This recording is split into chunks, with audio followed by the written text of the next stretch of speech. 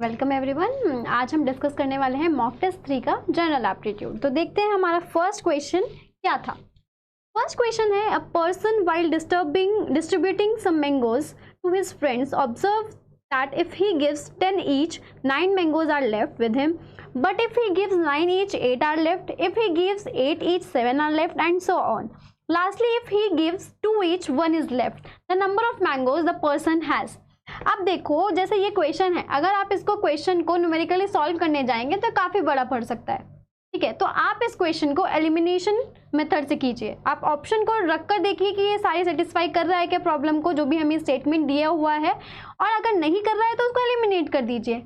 ठीक है, आपको ये पता है CSIR में एक ही ऑप्शन करेक्ट होगा। ठीक है, तो आप रख कर देखिए। यहाँ पे हमें जो कंडीशन दी हुई है फर्स्ट, वो दी हुई है कि जब वो देता 10 ईच को देता है तो 9 मैंगोज बच जाते हैं। तो आप देखिए, आप अगर हमारे टोटल नंबर ऑफ मैंगोज ये है, ठीक है, यहाँ पर यही तो फाइंड करना है ना, नंबर ऑफ मैंगोज, तो जो ऑप्शन दिया हुआ होगा वो वही होगा जो फाइंड करना है। तो मैं कंसिडर करती हूँ कि फर्स्ट मेरा 5220 है नंबर ऑफ मैंगोज। अब उसने 10 में डिवाइड किए तो उसके पास 9 मैंगोज बचते हैं। तो अगर मैं इसको 10 से डिवाइड करती हूँ तो टोटल नंबर आपके जो लोग आते हैं ना 522 आते हैं। पर यहाँ पे जब उसने 10 लोगों को, मतलब जो 522 लोग आए उनको 10 मैंगोज दिए तो सारे खत्म हो गए, उसके पास 9 मैंगोज बचे ही नहीं है। पर क्या दिया हुआ है क्वेश्चन में कि अगर वो 10 ईच को देता है तो उसके पास 9 मैंगोज बचते हैं। तो ये ऑप्शन मेरा रॉन्ग हो जाएगा। ऐसे ही फोर्थ ऑप्शन देखिए, फोर्थ ऑप्शन में है 5040, ये आपके टोटल नंबर ऑफ मैंगोज हैं और उसने वो कितने लोगों को दिए ये नहीं पता, पर ये पता है आपको कि कितने मैंगो दिए। तो मैंने 5040 किया बाई 10 किया तो मेरे टोटल नंबर जो लोग हैं ना वो 504 आ गए। उनको उसने 10 मैंगोज दिए, पर वो डिवाइड हो गए टोटली, है ना। उसके बाद क्या हुआ, उसके बाद उसके 9 मैंगोज नहीं बचे, तो मेरा फोर्थ ऑप्शन भी कट हो जाएगा। ऐसे ही आप थर्ड ऑप्शन लेंगे। थर्ड ऑप्शन में देखो, आपके पास 5219 टोटल नंबर ऑफ मैंगोज हैं। अब फर्स्ट देखो कि उसने 10 अगर वो देता है तो उसके पास 9 मैंगोज बचते हैं। तो इसको हम कैसे लिख सकते हैं, 5210 लिख सकते हैं प्लस 9। ठीक है, ये अगर वो 10 हर एक को, कितने टोटल लोग हैं यहाँ पर 521 लोग हैं, उनको वो 10 मैंगो देता है तो उसके टोटल 5210 होते हैं प्लस 9 मैंगोज उसके पास बच जाते हैं, जो फर्स्ट कंडीशन सेटिस्फाई कर रहा है।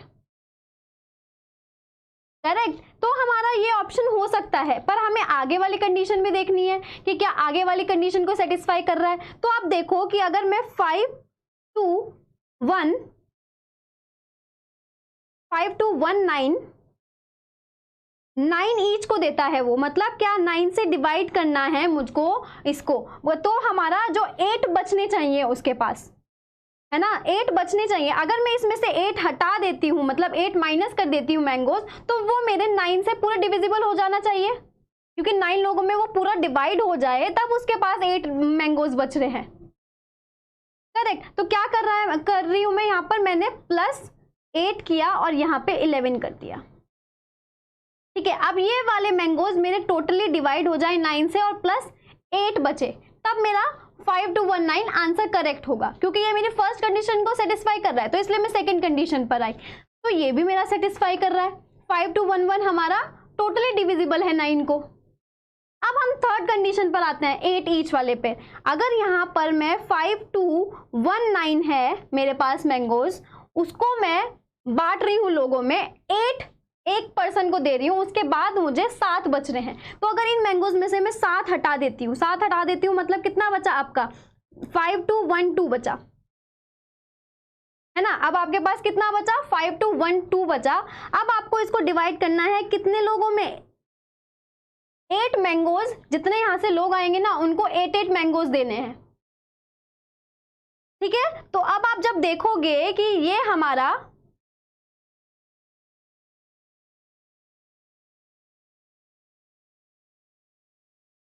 जो 5212 है, जब आप उसको डिवाइड करोगे 8 से तो आपकी पॉइंट में वैल्यू आएगी। ठीक है, वो भी क्या आएगी, कुछ आएगी 651 पॉइंट।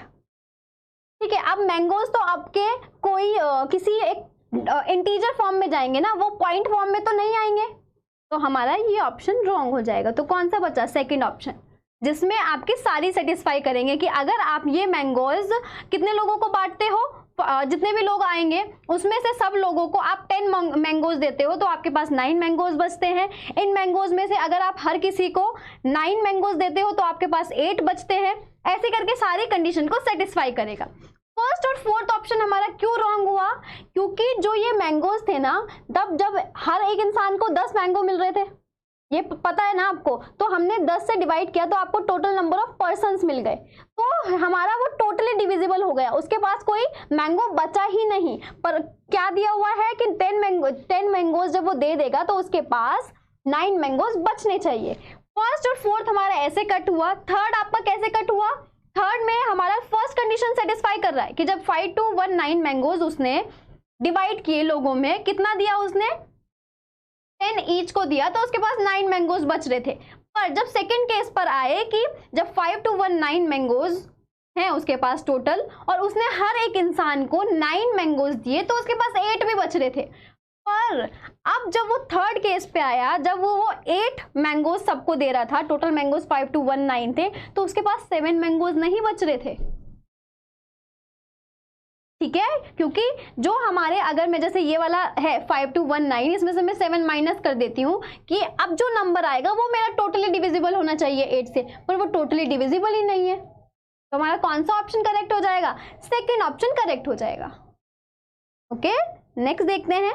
नेक्स्ट है if 12 into 22 into 35 by p is an integer. Integer आपको पता है, ठीक है, इंटीजर 1 2 3 और ऐसे ही नेगेटिव्स में। तो हमारा बोल रहे हैं कि इसको मेरी, जब मैं 12 into 22 into 35 को डिवाइड करती हूँ p से, तो मेरा एक इंटीजर आता है।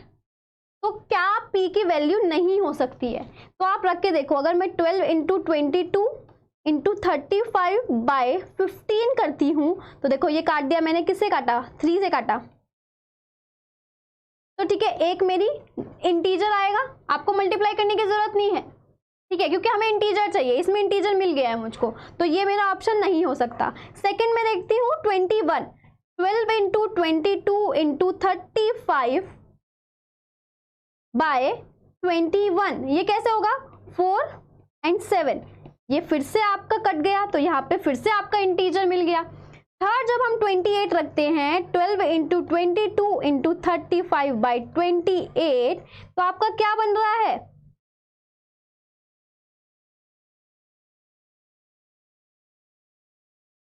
आपका ये फिर से कट गया, फिर से आपका एक इंटीजर मिल गया। ठीक है, अब आप जब 50 को करते हैं तो आप देखो आपका इंटीजर नहीं मिल रहा है। वैसे भी आप जब 3 ऑप्शन चेक कर चुके हो तो आपको फोर्थ ऑप्शन चेक करने की भी जरूरत नहीं है। ओके,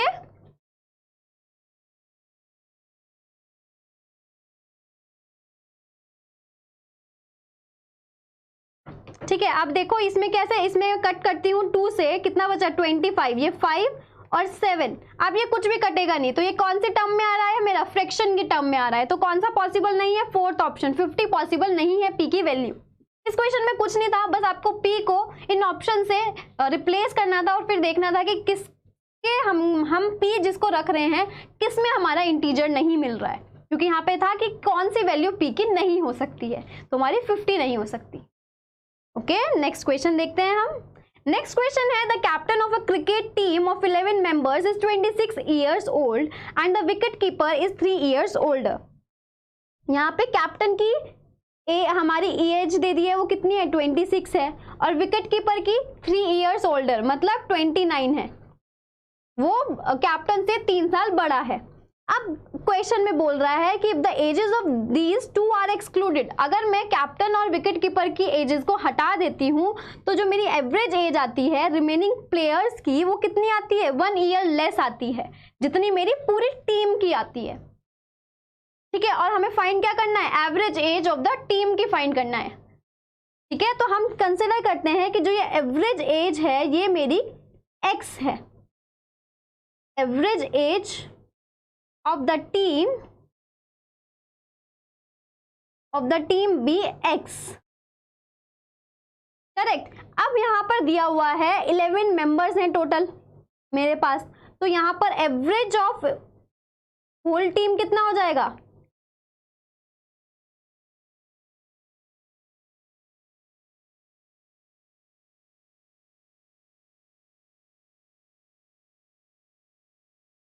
इलेवन एक्स हो गया। ठीक है कि हमारा सारी टीम में कितने मेंबर्स हैं, एक इंसान की average age of the team हमारी एक्स मान ली है मैंने, और जो यहाँ पर कितने मेंबर्स की है, टोटल मेंबर्स कितने हैं, 11 है, तो क्या हो जाएगा 11x हो जाएगा। अब क्वेश्चन में दिया हुआ है कि अगर मैं ये दो लोगों को हटा देती हूँ, 26 और 29 को हटा देती हूँ, तो जो मेरा एवरेज है वो एक कम हो जाएगा। मतलब x माइनस 1 मेरा एवरेज हो जाएगा कितने लोगों का, 9 लोगों का। 2 लोग हटा दिए टोटल लोगों में से, तो ये मेरा एवरेज बन गया है। अब आपको यहाँ से x की वैल्यू निकालनी है, average age of the team निकालनी है। तो कैसे निकालोगे? देखो टोटल एवरेज मेरा 11x आ रहा है, ठीक है, उसमें से मैं माइनस करती हूँ किसका, उन दो लोगों का, 26 और 29 वालों का, तो मेरा किसका एवरेज बच जा रहा है? यहाँ पे यही तो था ना जो सेकंड स्टेटमेंट दिया हुआ था कि अगर मैं उन दोनों का एवरेज रिप्लेस माइनस कर देती हूँ या हटा देती हूँ उन दोनों का एवरेज, तो मेरा एवरेज जो आ रहा है ना वो कितना आ रहा है, एक माइनस आ रहा है। ठीक है, तो वो कितने लोगों का हुआ, 9 लोगों का हुआ, तो 9 और x माइनस 1। समझ में आया आपको? यहाँ पे क्या था, यहाँ पर बोला था कि एवरेज एज निकालनी है हमें ऑफ द टीम की। अब मैंने कंसिडर कर लिया वो कितना है, x है, तो 11 प्लेयर्स की कितनी हो गई, 11x हो गई। ठीक है, तो अब यहाँ पर दिया हुआ था क्वेश्चन में कि अगर मैं उन दोनों लोगों को, कैप्टन को और विकेट कीपर को हटा देती हूँ टीम से, तो मेरा जो एवरेज बन रहा है वो एक कम बन रहा है जितना मैंने एवरेज लेट किया था। तो वो कितने लोगों का होगा, 9 लोगों का होगा ना, क्योंकि वो 2 को हटा के मेरा एवरेज बताया गया था, तो मैंने लिखा 9x माइनस 1। अब ये इक्वेशन कैसे आई, टोटल मेरा ये था, उसमें से मैंने ये दोनों हटाए, तो मेरा ये वाला एवरेज बन रहा है ना। समझ में आया आपको? तो ये बस आपको ये सॉल्व करना है। तो कैसे सॉल्व करेंगे, देखो 11x is equal minus 55 equals to 9x minus 9, तो 11x minus 9x is equals to 55 minus 9, ये कितना हो जाएगा 2x, ये कितना होगा आपका 46, तो x कितना आ गया 23। तो एवरेज एज जो है टीम की वो कितनी आई, 23 ईयर्स आई। क्वेश्चन समझ में आया? क्वेश्चन में कैप्टन की एज दी हुई थी, विकेट कीपर की एज दी हुई थी, और उन्होंने बोला था कि अगर हम इन दोनों की एज को हटा देते हैं तो हमारा जो एवरेज बचता है रिमेनिंग प्लेयर्स का, है ना, कि जो हमारे प्लेयर्स बचते हैं उनका एवरेज जो बनता है वो कितना बनता है, is 1 year less than the average age of the whole team. तो मैंने क्या किया, जो मेरा एवरेज था उसमें से एक माइनस कर दिया, तो ये मेरा एवरेज कितने लोगों का आया, रिमेनिंग टीम का आया, उन 2 लोगों को हटाकर। टोटल 11 थे, 2 लोगों को हटा दिया तो कितना 9, तो 9x माइनस 1 मेरा अब रिसेंटली एवरेज हो गया 9 लोगों का। ठीक है, अब 11x हमारा पूरा टीम का था एवरेज, उसमें से मैंने 26 और 29 माइनस कर दिया। ठीक है, और किसके इक्वल आ गया, ये 9x माइनस 1 के इक्वल आ गया। ठीक है, तो हमारा क्या हो गया, यहाँ पर इसको सॉल्व करने से जो एवरेज एज आई है वो 23 आई है, तो फर्स्ट ऑप्शन करेक्ट हो जाएगा। नेक्स्ट है find the sum of this. अब आप देखोगे इस सीरीज को तो ये आपकी ज्योमेट्रिक सीरीज है। ज्योमेट्रिक सीरीज भी कौन सी है, जो इनफाइनाइट टर्म्स तक जारी है। ठीक है, और इसका फॉर्मूला, हमारा सम का फॉर्मूला क्या होता है, a equals a upon 1 minus r, where a is equals to 1 है और r इक्वल्स टू 1/3 है। ठीक है, तो बस आपको क्या करना है, सॉल्व करना है। a 1 है हमारा, 1 माइनस 1/3, तो ये कितना हो जाएगा आपका 1 अपॉन 2/3, और ये मैंने आपको बताया है कैसे मल्टीप्लाई करते हैं, हम ऐसे करते हैं, तो कितना आएगा 3/2। हमारा सेकेंड ऑप्शन करेक्ट हो जाएगा। इसमें हमारे ज्योमेट्रिक सीरीज थी, और ज्योमेट्रिक सीरीज का इनफाइनाइट टर्म्स का फॉर्मूला आपको याद होना चाहिए, क्या होता है, a/1 माइनस r। तो हमने उसको सॉल्व किया है, a यहाँ पर 1 है, r यहाँ पर 1/3 है। करेक्ट।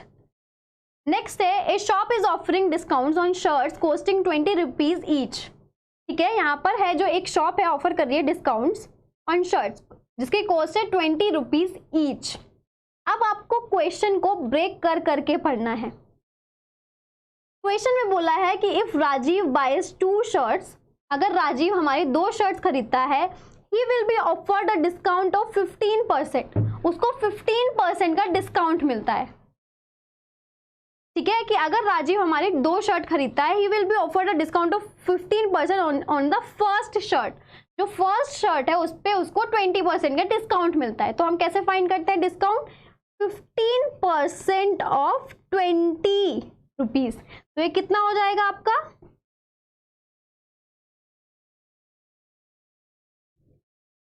3 रुपए का उसको डिस्काउंट मिला। टोटल जो हमारा स्टार्टिंग का प्राइस था वो 20 था, 3 रुपए का उसको डिस्काउंट मिला, तो अब प्राइस कितना रह जाएगा हमारा? 20 - 3, दैट विल बी 17। ठीक है, तो हमारा जो फर्स्ट शर्ट का प्राइस आया वो कितना आया? 17 आया। अब आगे क्वेश्चन पढ़ो। अनदर 10% डिस्काउंट मिलता है उसको on the reduced price of for the second shirt. अब जो जैसे फर्स्ट शर्ट आई हमारी उसका प्राइस बन गया अब 17 रुपीज। अब जो सेकंड है, सेकंड पे 10% का डिस्काउंट मिलता है इस प्राइस में से, इस रिड्यूस्ड प्राइस में से। तो हमें क्या फाइंड करना होगा? 10% ऑफ 17 रुपीज। तो ये कितना होगा आपका?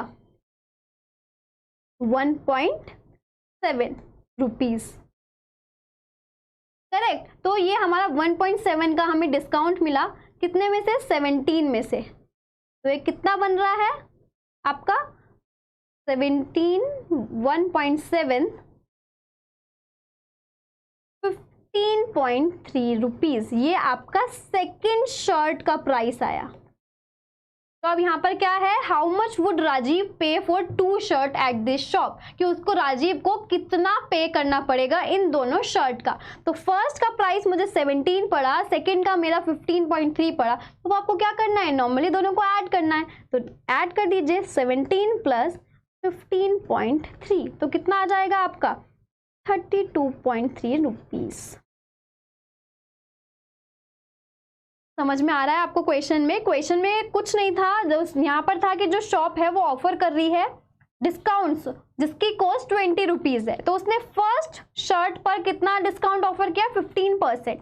देन उसने जो डिस्काउंट ऑफर करने के बाद जो हमारा प्राइस आया, रिड्यूस्ड प्राइस आया, उसमें उसने सेकेंड शर्ट में डिस्काउंट दिया।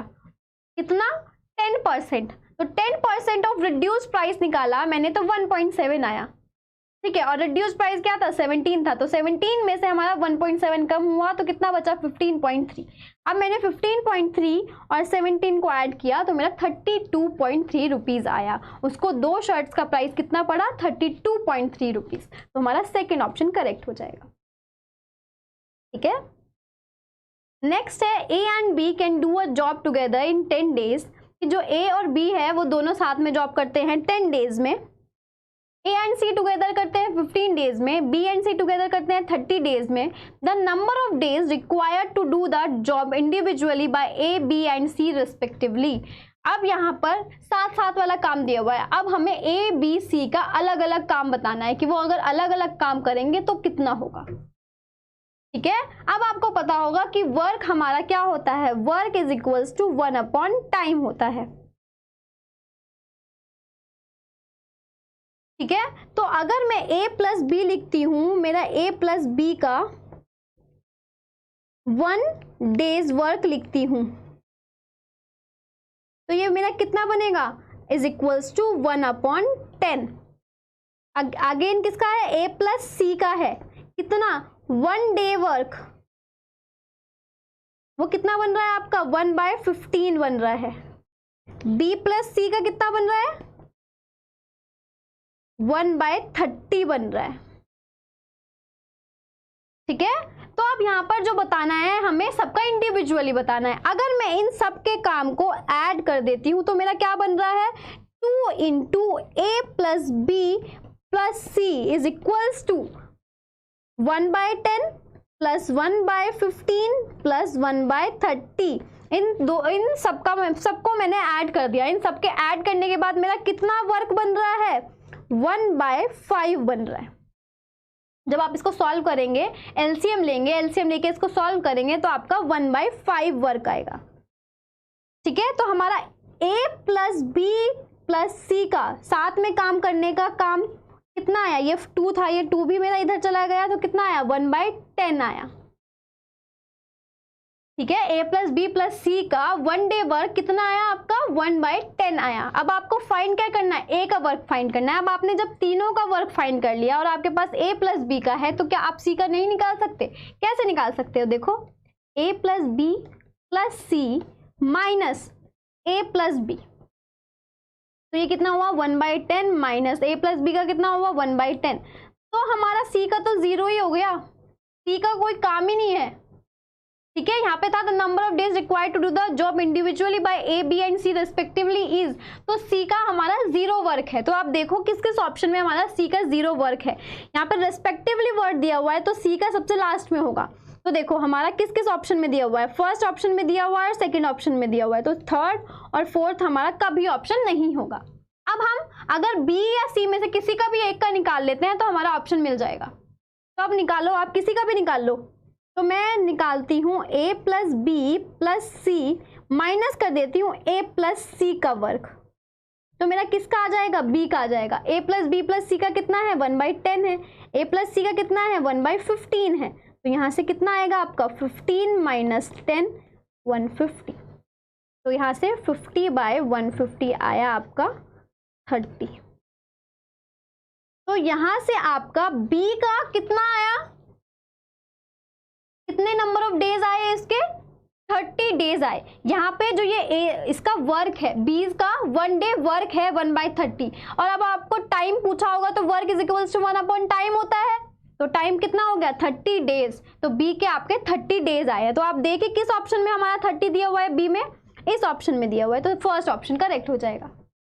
आपको वर्क के अगर क्वेश्चन आते हैं तो बहुत इजी क्वेश्चन था, इसमें हमें a प्लस बी दिया हुआ था काम, a प्लस बी का 1 डे वर्क दिया हुआ था, a प्लस सी का 1 डे वर्क था, b प्लस सी का 1 डे वर्क था, हमने उन तीनों को ऐड कर लिया तो हमारा a प्लस बी प्लस सी का 1 डे वर्क आ गया। ठीक है, अब आपके पास a प्लस बी प्लस सी का 1 डे वर्क है तो क्या आप b का नहीं निकाल सकते? इजीली निकाल सकते हो, इसमें से माइनस कर दो a प्लस सी को, a प्लस सी के काम को, तो आपका मिल जाएगा 1 डे वर्क, और 1 डे वर्क हमारा किसके इक्वल आ रहा है, यहाँ पर 1/30 के इक्वल आ रहा है, तो टाइम कितना होगा 30 डेज, तो हमारा फर्स्ट ऑप्शन करेक्ट हो जाएगा। ठीक है, नेक्स्ट है suppose an ant is placed on one corner of a sugar cube which has equal sides of 1.5 centimetre each. If the ant may walk along only along the edges of the cube, what is the maximum distance the ant may walk on the cube without retracing its path? अब आपको यहाँ पे क्या करना है, सिर्फ cube की figure बनानी है। देखो क्यूब की फिगर बनाते हैं हम।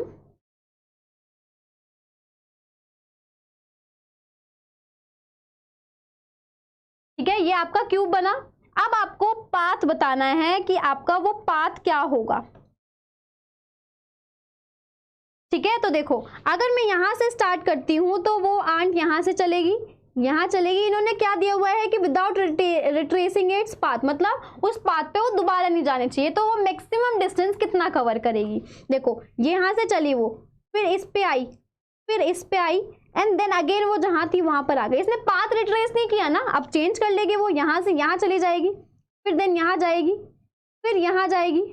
ठीक है, अगर देखो मैं यहाँ से यहाँ ले लेती, इस वाले पॉइंट पे ले लेती, तो मेरा फिर पाथ रिट्रेस हो जाता, तो इसलिए मैंने आगे लिया। अब अगर मैं इसको यहाँ ऐसे ले लेती हूँ तो फिर उससे नेक्स्ट मेरा पाथ रिट्रेस हो जाएगा।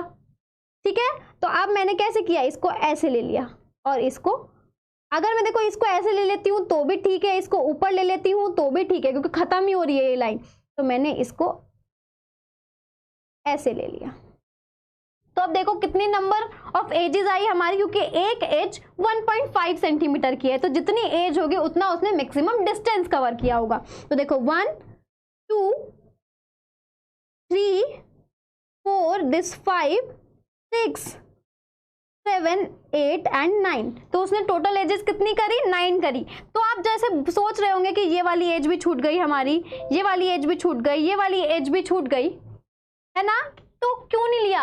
अरे यहाँ पर मैक्सिमम डिस्टेंस बोला है, ये नहीं बोला है कि सारे क्यूब्स को उसको कवर करना है। ठीक है, अगर मैं कहीं पे भी और टर्न कर रही थी तो मेरा वहीं पर रास्ता खत्म हो जा रहा था, तो इसलिए मेरा सिर्फ एक ये सिंगल पाथ आएगा। तो यहाँ पे कितनी एजेस आई, 9, और एक एज हमारी कितने सेंटीमीटर की है, 1.5, तो आपको क्या करना है डिस्टेंस निकालने के लिए 9 इंटू 1.5 सेंटीमीटर करना है, जो हमारा 13.5 सेंटीमीटर के इक्वल है। हमारा फोर्थ ऑप्शन करेक्ट हो जाएगा।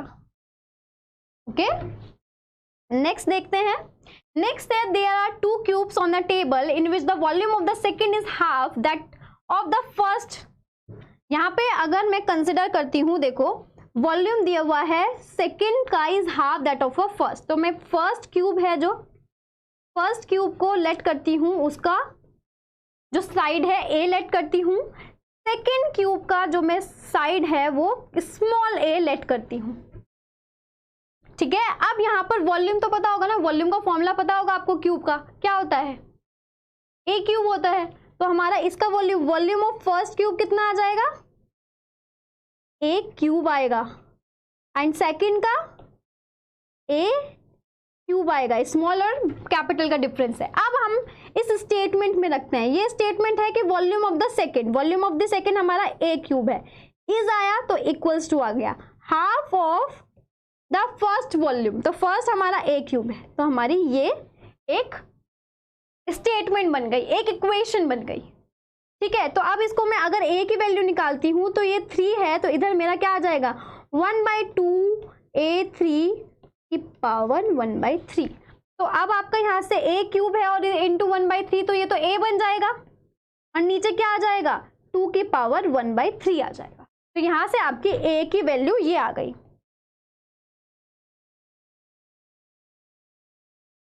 ठीक है, अब आप देखो, अब आपको जो करना है आगे क्वेश्चन में क्या दिया हुआ है, if the first cube occupies a certain area. यहाँ पे बोल रहा है कि अगर फर्स्ट क्यूब हमारा ऑक्यूपाई कर रहा है सर्टेन एरिया, उसका क्या है एरिया y दिया हुआ है, मतलब y is equals to first cube का क्या है साइड a है तो a स्क्वायर।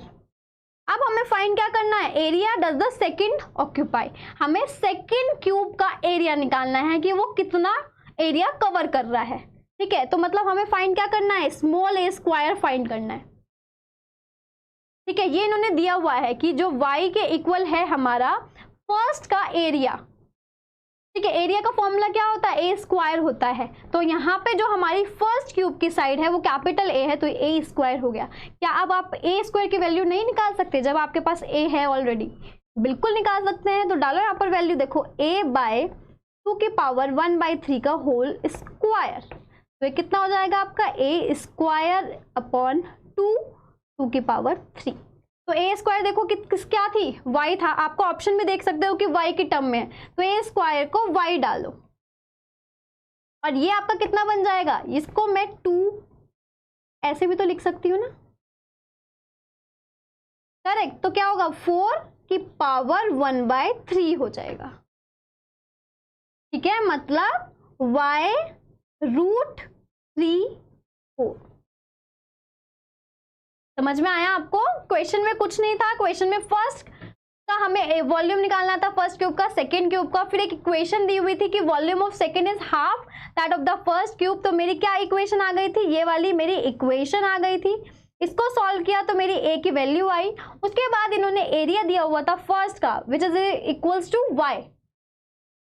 तो अब आपको निकालना था सेकंड का एरिया, मतलब ए स्मॉल ए स्क्वायर की वैल्यू निकालनी थी बस आपको। तो स्मॉल ए स्क्वायर की वैल्यू निकाली आपने, तो आपकी क्या आई y/4 का क्यूब रूट। तो हमारा थर्ड ऑप्शन करेक्ट हो जाएगा।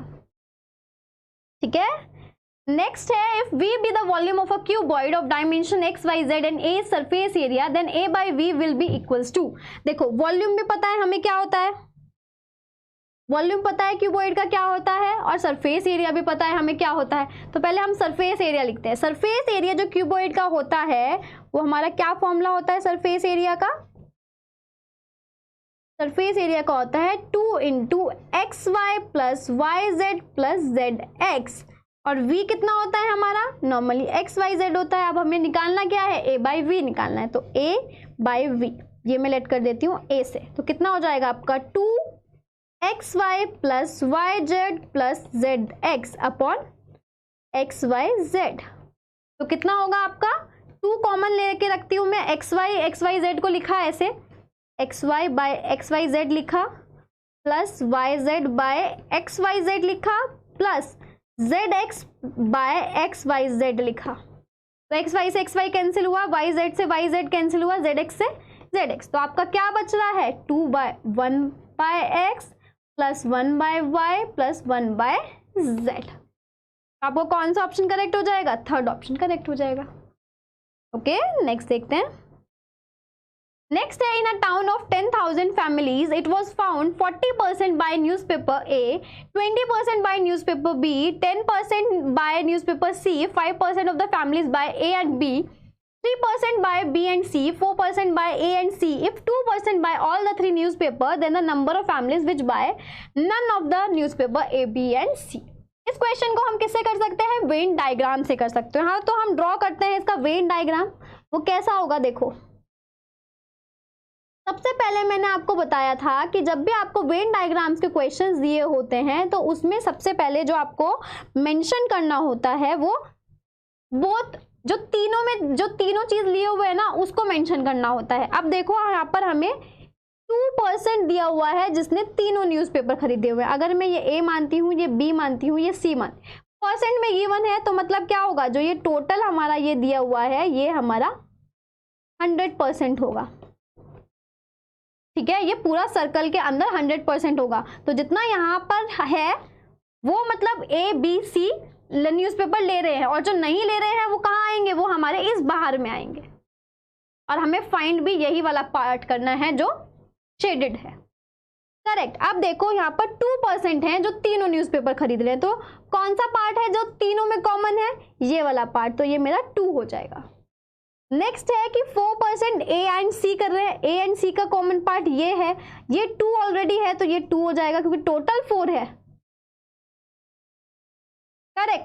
अब है बी एंड सी, बी और सी ये है, टोटल 3% है, 2% ऑलरेडी ये वाला पार्ट गिवन है तो ये कितना हो जाएगा? 1% हो जाएगा। यहाँ पे 5% ए एंड बी का 5% ये वाला पार्ट है, ये 2 ऑलरेडी है तो ये कितना हो जाएगा? 3 हो जाएगा। ठीक है।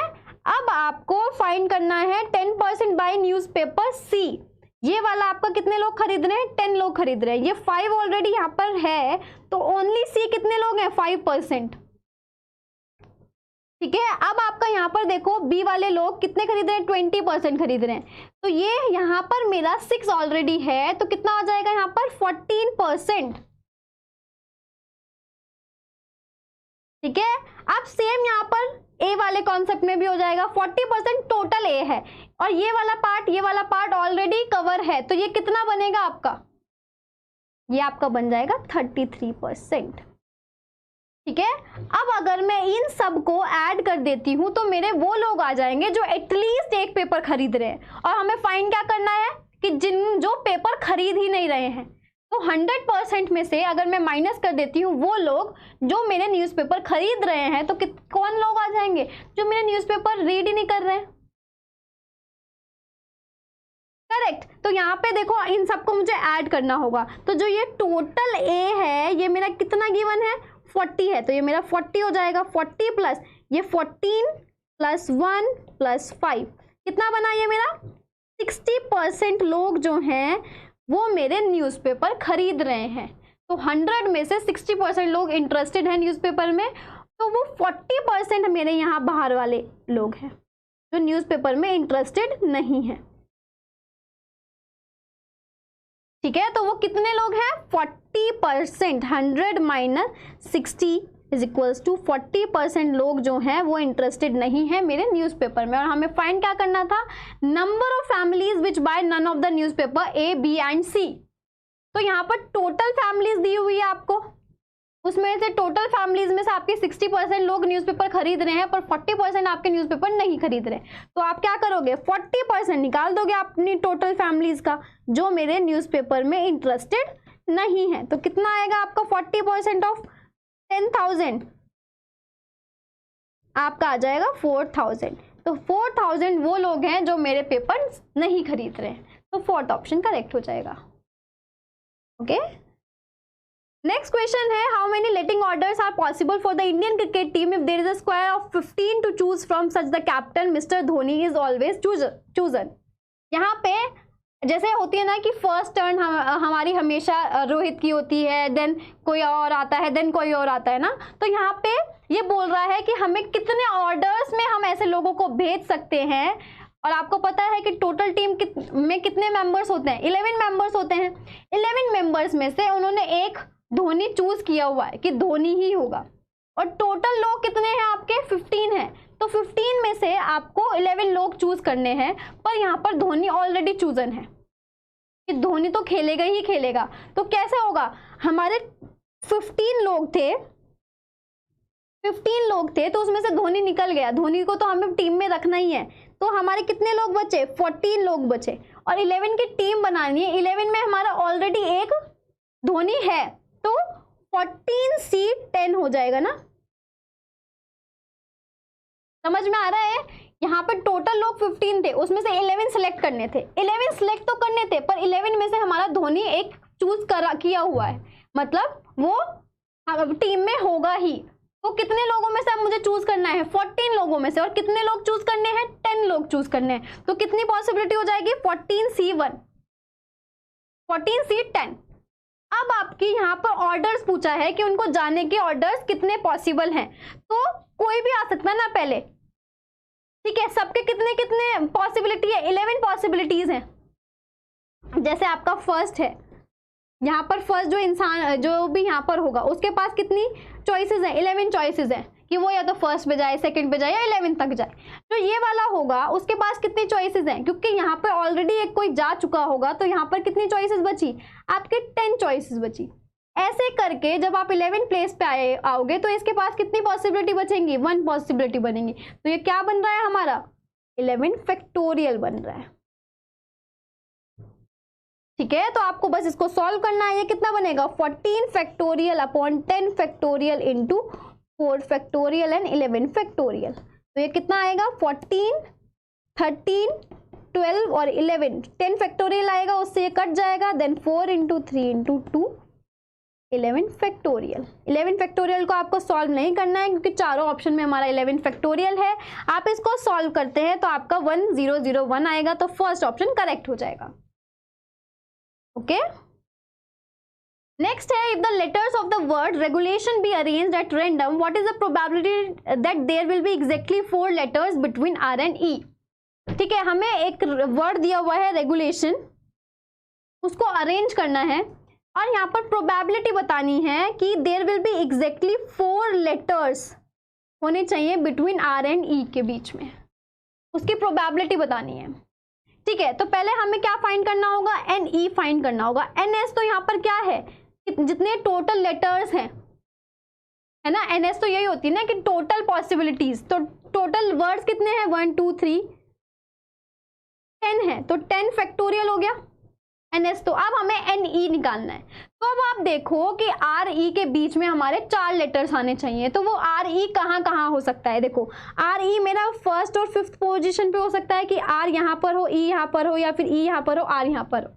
और क्या हो सकता है कि 2 और 6 पोजीशन पे हो, 3 और 7 पोजीशन पे, 4 और 8 पोजीशन पर, 5 और 10 पोजीशन पर। ठीक है, ये मेरी आर और ई की पोजीशन हो सकती है। कितनी पोजीशन है, 5 पोजीशन है, इनमें से कोई भी एक। ठीक है, तो कितना हो गया, 5C1 हो गया। उसके बाद आपका आर और ई की भी पॉसिबिलिटी हो सकती है, आर इधर भी हो सकता है, इधर भी हो सकता है, इधर भी हो सकता है, इधर भी हो सकते हैं। तो कितनी पॉसिबिलिटीज आई आपकी, 2C1 आ गई यहां पर भी। ठीक है, अब आपके कितने लेटर्स बचे, अब हमने 2 लेटर तो फिक्स कर दिए, आर और ई की सारी पॉसिबिलिटीज लिख दी कि पहले तो इन नंबर्स में से वो कोई 5C1 एक वो सिलेक्ट करना है, फिर आर और ई कहाँ कहाँ आएगा वो मैंने 2C1 कर दिया। तो अब जो मेरे बचे हुए लेटर्स है उनको भी तो अरेंज कर सकते हैं ना हम बहुत सारे तरीके से। तो वो कितने वर्ड्स बचे, 10 में से 2 तो आर ई होगा, कितने लेटर्स बचे, 8 लेटर्स। तो कितनी पॉसिबिलिटीज हो जाएगी, 8 फैक्टोरियल।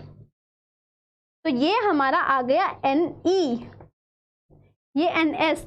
तो कैसे प्रोबेबिलिटी निकालते हैं हम, पीई निकालते हैं, N E equals to N S. N E क्या है मेरा, 5C1 into 2C1 into 8 factorial by N S कितना है, 10 फैक्टोरियल। तो कितना बनेगा ये बनेगा 5 इंटू 2 इंटू 8 फैक्टोरियल। 10 फैक्टोरियल को मैं कैसे लिख सकती हूँ, 10 इंटू 9 इंटू 8 फैक्टोरियल। तो 8 फैक्टोरियल से 8 फैक्टोरियल कट गया, 5 टू जा 10 से 10 कट गया, तो कितना आया आंसर 1/9। तो हमारा फर्स्ट ऑप्शन करेक्ट हो जाएगा। ठीक है, नेक्स्ट क्वेश्चन देखते हैं। Which one of the following is correct about the below given graph. इस ग्राफ में देखो आपकी हर नेगेटिव वैल्यू y की लेने पर हमारा x -1 ही है। तो अब आप ऑप्शन में देखो कि मैं कोई भी वैल्यू ले लो, y की कोई भी वैल्यू ले लो, जैसे y की -2 ले लो, तो हमारा x हमेशा ऑलवेज -1 आना चाहिए। तो आप देख लो कौन सा ऑप्शन वो मेरा सेटिस्फाई कर रहा है। अगर मैं सेकेंड ऑप्शन लेती हूँ, देखो y -2 है ना, तो x इक्वल्स टू -2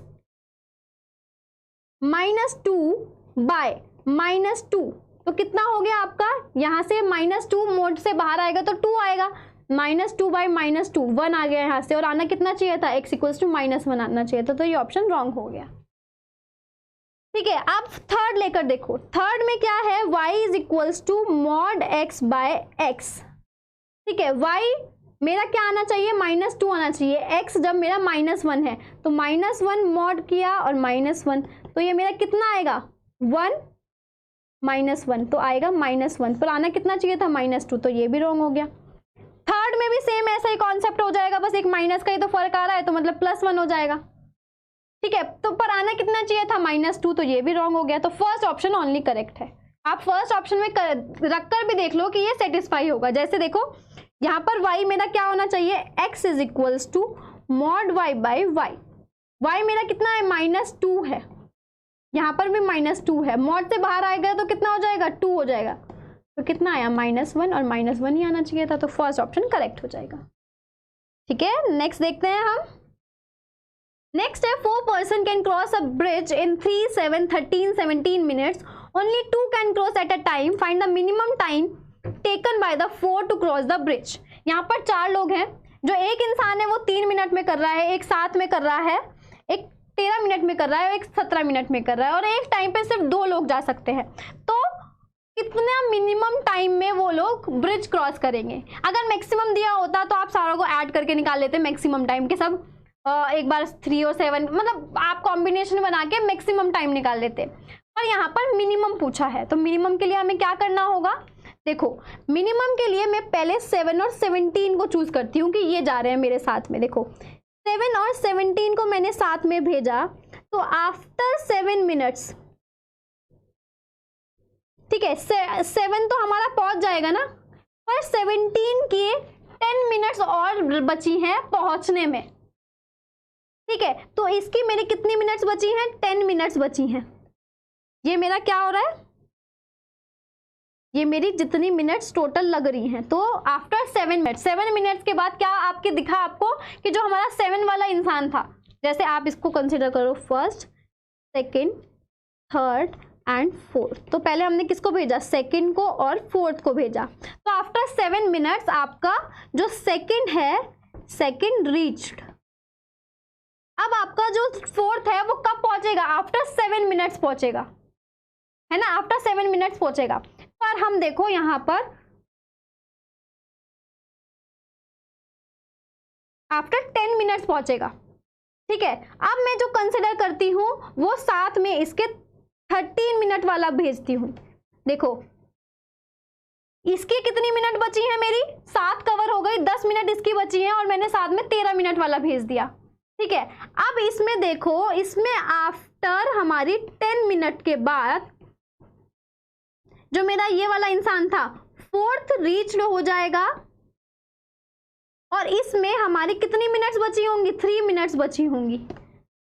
ठीक है, अब आप कौन सा इंसान को भेज दो, फर्स्ट इंसान को भेज दो। 13 मिनट वाला कौन सा था, थर्ड इंसान को भेज दिया था मैंने साथ में। अब आप फर्स्ट इंसान को भेज दो, फर्स्ट की भी कितनी है, 3 मिनट है। तो आफ्टर 3 मिनट हमारा चारों लोग पहुंच जाएंगे। तो आपके जो मिनिमम टाइम हुआ वो कितना हो रहा है, ये देखो आफ्टर 10 मिनट्स लिया, आफ्टर 7 और आफ्टर 10 और आफ्टर 3, तो कितना हुआ 7 + 10 + 3 दैट विल बी 20 मिनट्स। तो ये हमारा मिनिमम टाइम हुआ। आपको समझ में आया क्वेश्चन में क्या किया। क्वेश्चन में देखो, ठीक है। क्वेश्चन में हमारा यहाँ पर दिया कि 7 और 17 मतलब सेकंड और फोर्थ को हमने साथ में भेजा, तो आफ्टर 7 मिनट जो हमारा सेकंड है वो पहुंच जाएगा, पर फोर्थ को पहुंचने में कितना टाइम लगेगा, अभी वो 10 मिनट बाद पहुंचेगा। ठीक है, तो फिर मैंने क्या किया, मैंने 13 मिनट वाले को भेज दिया। ठीक है, 13 मिनट वाले को भेजा, तो आफ्टर 10 मिनट्स है ना, आफ्टर 10 मिनट्स मेरा फोर्थ भी पहुंच जाएगा। पर जो वो 13 वाला था उसके कितनी मिनट्स बची होंगी, हमारी 3 मिनट बची होंगी पहुंचने में। ठीक है, तो उसके बाद मैंने किसको भेज दिया, फर्स्ट वाले को भेज दिया, तो अब आफ्टर 3 मिनट के बाद सब पहुंच जाएंगे। तो कितना हो गया मिनिमम टाइम, 20 मिनट्स। नेक्स्ट है 17, 22, 52, 165, आपको नेक्स्ट टर्म बतानी है। तो इस ऐसे क्वेश्चंस में आपको ये पैटर्न देखना होता है कि 17 से 22 कैसे आया। 17 में +5 करती हूँ मैं तो मेरा 22 बन रहा है, मतलब 17 इंटू 1 और इंटू 1 करती हूँ तो मेरा 22 बन रहा है। अब आप देखो 22 में मैं इंटू 2 करती हूँ, यहाँ से 1 से 2 हुआ, ये 4 से कम हुआ, एक 4 और ये 1 से 2 बढ़ा, तो कितना हुआ 44 + 8 कितना हो गया 52। तो हमारी नेक्स्ट टर्म क्या है 52 है, तो मतलब हमारा पैटर्न सही चल रहा है। यहाँ पे 1 से इंटू किया, यहाँ से 1, तो 1 के बाद कौन सी टर्म आई 2 आई, और ये वाली मैंने कम कर दी 4 कर दी और 1 के बाद 2 आई। अब इसके बाद 52 इंटू 2 के बाद क्या आएगा आपका 3 आएगा, प्लस 4 के बाद 3 आएगा और यहाँ पर 2 के बाद 3 आएगा, तो कितना बना ये आपका 165। तो यही आपकी नेक्स्ट टर्म है, मतलब हमारा पैटर्न एकदम करेक्ट है। तो अब क्या करना है आपको 165 इंटू 4 प्लस 4 इंटू 2 इंटू 4। यहाँ से हमारी जो ये वाली चीज है ये बढ़ रही है तो 3 से 4 हो गया, यहाँ पर हमारी ये चीज घट रही है तो 3 से 2 हो गया, ये भी बढ़ रही है तो ये 3 से 4 हो गया, तो ये आपका कितना आएगा 668। तो ये तो आपको पैटर्न देखना पड़ेगा, ये सब आपको प्रैक्टिस से पता चलेगा।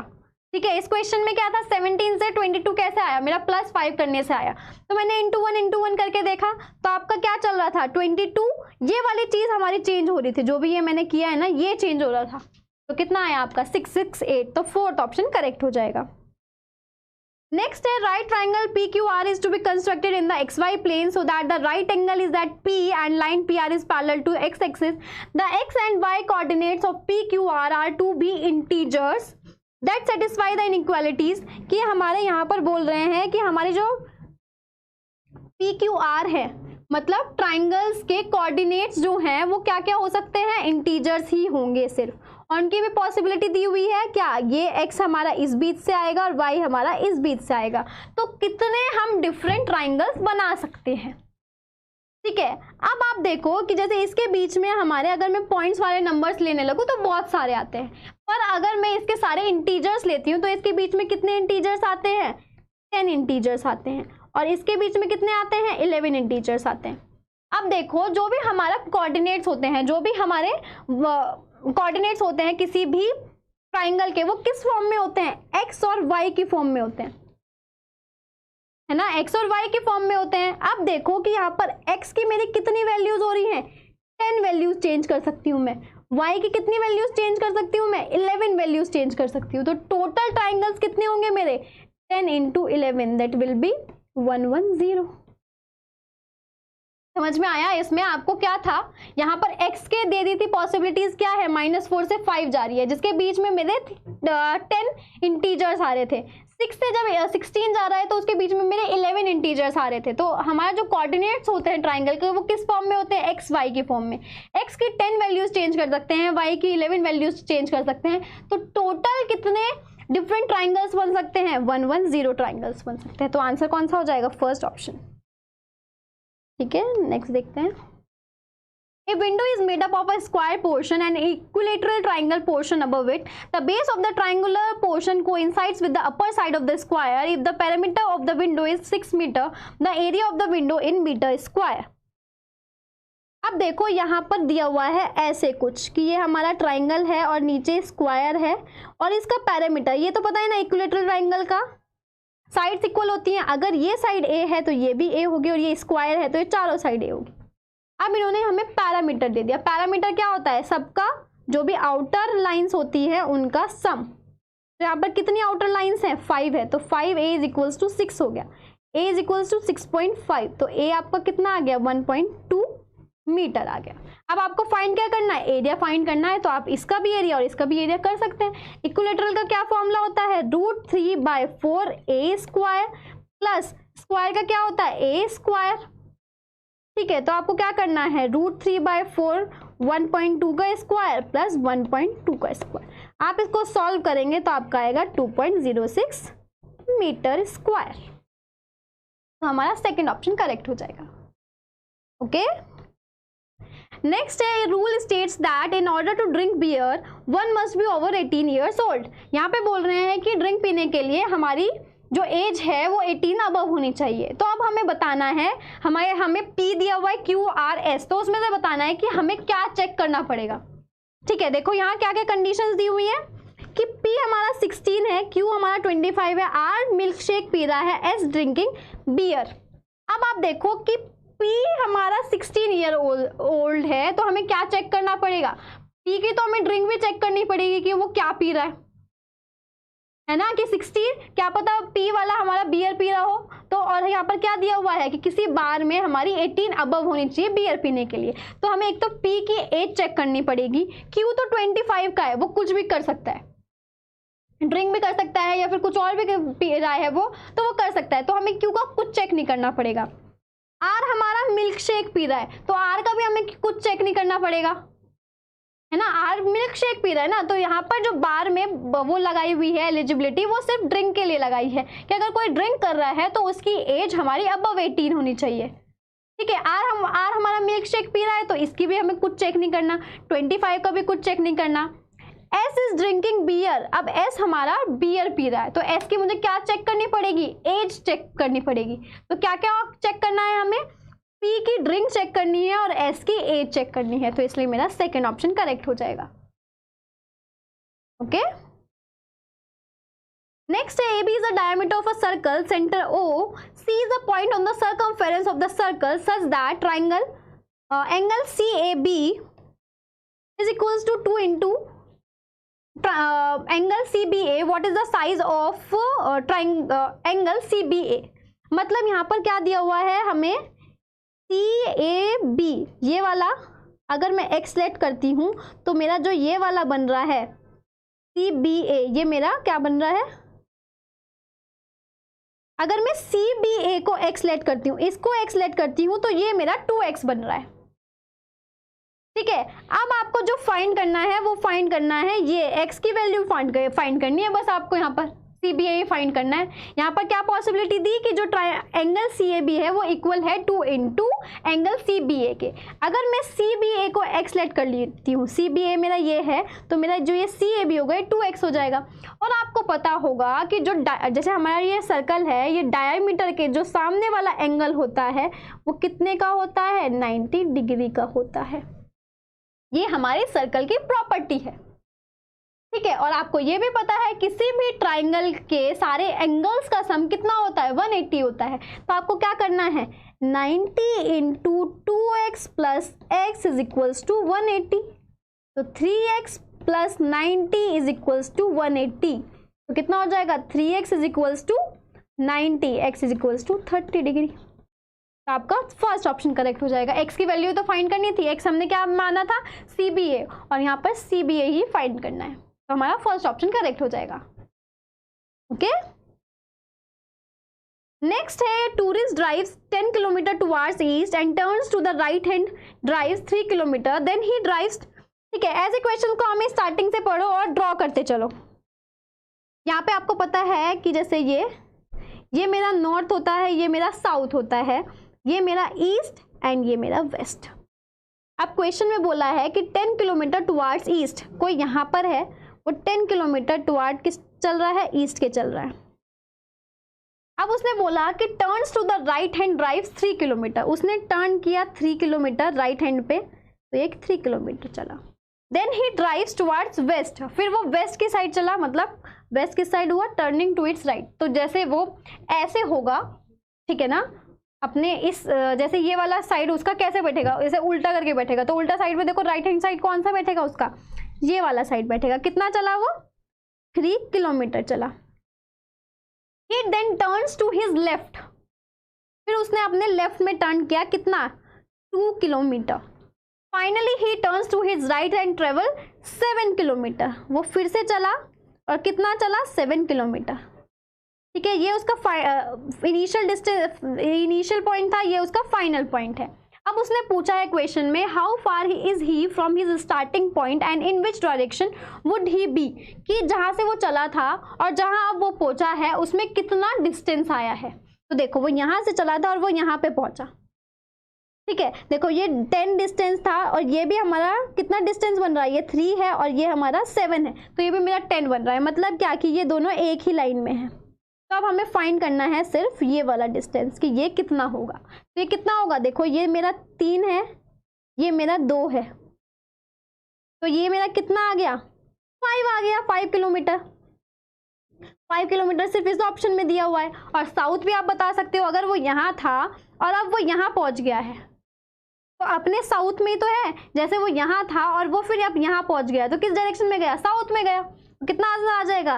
5 किलोमीटर साउथ। जब ये ऐसे क्वेश्चंस आते हैं, इसमें आपको नॉर्मली डायग्राम बनाना है और आपको डायरेक्शंस क्लियर होनी चाहिए कि किस साइड नॉर्थ है, किस साइड साउथ है, किस साइड उसका लेफ्ट होगा और राइट होगा।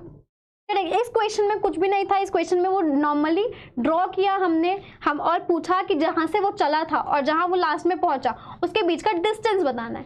तो हमें पता चल गया कि ये एक ही सीध में है, क्योंकि यहाँ पर भी जो डिस्टेंस आ रहा है वो कितना आ रहा है हमारा?